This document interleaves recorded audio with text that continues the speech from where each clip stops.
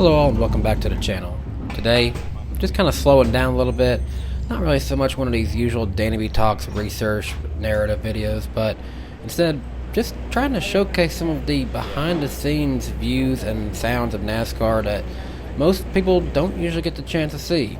Thanks to the folks at Atlanta Motor Speedway and my wife Claudia serving as an extra videographer this weekend, we were able to do just that at Atlanta Motor Speedway. So enjoy this video as we showcase to you guys some of the sights and sounds of NASCAR. A little ASMR NASCAR edition, if you will.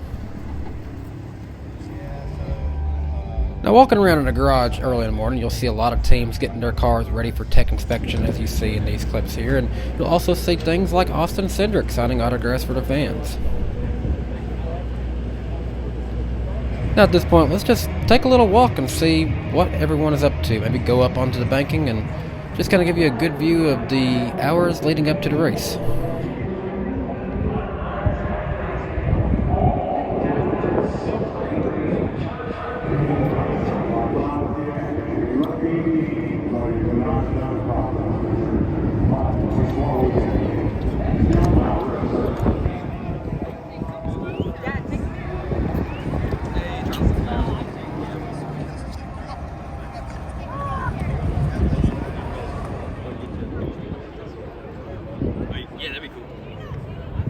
Infield camping at Atlanta Motor Speedway is an entirely other experience and a great way to experience the race weekend at Atlanta Motor Speedway. We had a chance to do that ourselves. Stay tuned to the channel. We'll have a great video coming out of our experience camping and living for 48 hours at Atlanta Motor Speedway.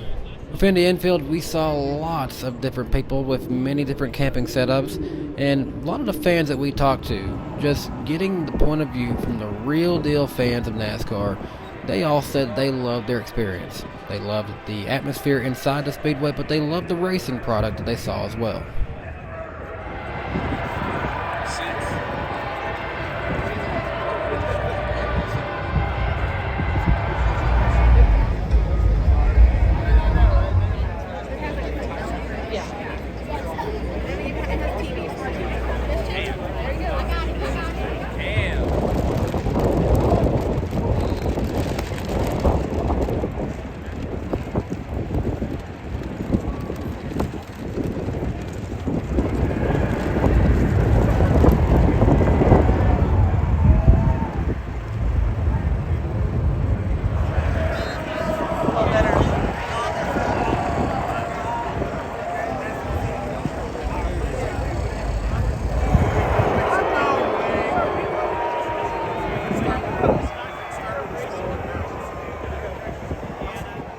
The time before a race for fans can feel like an eternity, but when you're down there on the grid and you get to see some of the drivers before the race, you realize that they just like to use that time to decompress and chat with their teams about what they're getting ready to do for 500 miles on race day Sunday.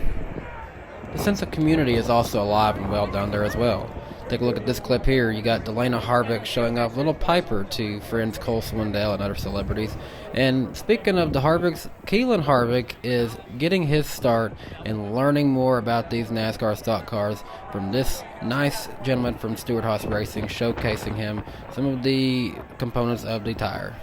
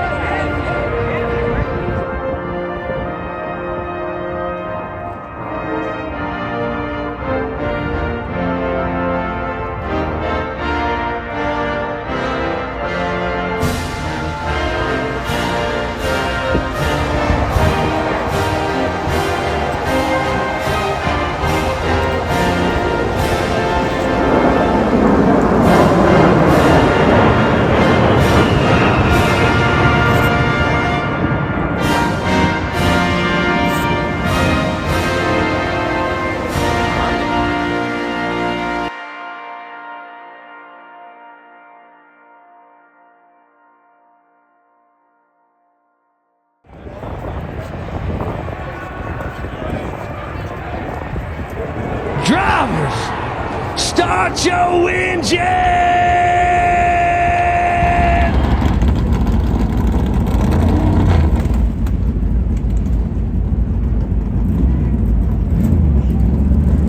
From the moment the engine's fired, this is when the sport truly becomes a team aspect sport. It's all on the cooperation of the driver to communicate with his crew chiefs and spotters, and for them to communicate with the pit crews to make sure that their car is good to go. At that point, all you can do is hold on and get ready to go drafting at Atlanta Motor Speedway. And that they would do some big time drafting in the new packs on the new Atlanta Motor Speedway. From this point on, all we can do is sit back and watch a show. And that's exactly what I'm going to do. Sit back and watch a show.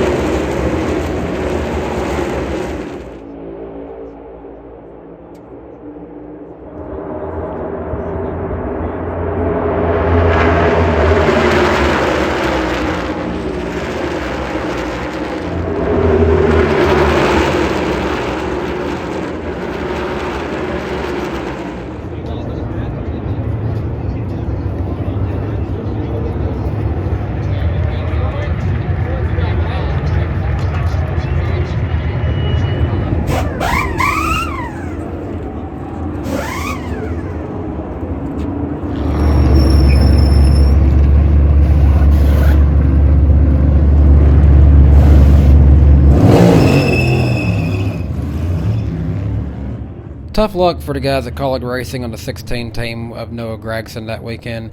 I hated to see this. I've got a good friend, Jonathan Tig Willard, who pits for the 16 team. He's a Jackman, and I hated to see that their day pretty much ended early. They didn't even get a chance to do one pit stop.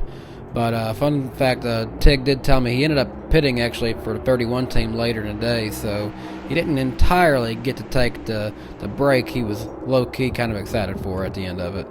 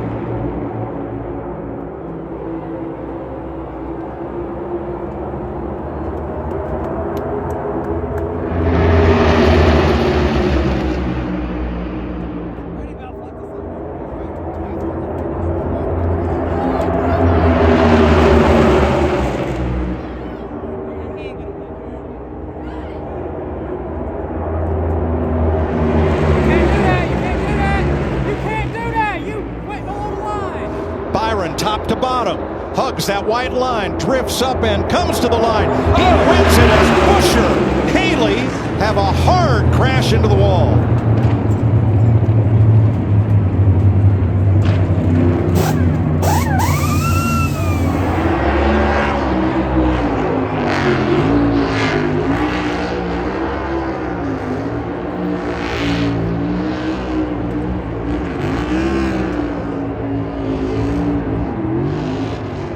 Congrats to the 24 team of William Byron. They got the win there at Atlanta that day, and afterwards we did speak to Kurt Busch and Ross Chastain and interviewed them after the race, kind of getting an idea of what they felt along with the other members of the media. Got a chance to actually ask Ross Chastain a question too.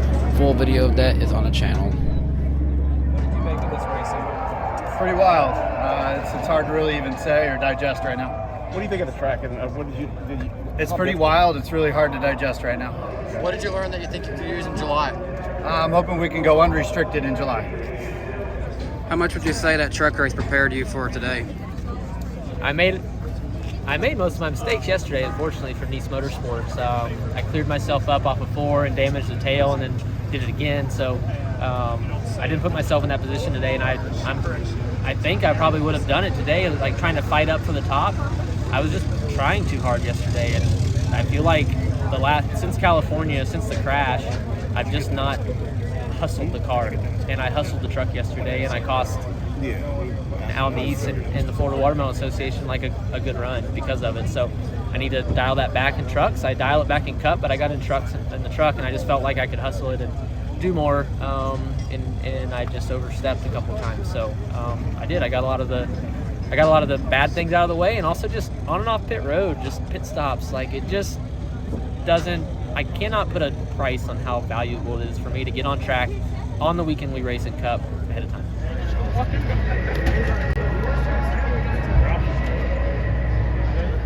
Thanks for watching this video from DannyBTalks. We hope to continue to bring you more inside access videos like this and much more in the coming months. The next race on our calendar is the second annual Food City Dirt Race at Bristol Motor Speedway in Bristol, Tennessee. We hope to see some of you guys there in the future, and we can't wait to see you for the next one. We also plan to go to Talladega later this year, and stay tuned to the channel. There's still more content from Atlanta Motor Speedway coming up. Thanks for watching again. Have a great day. Bye guys.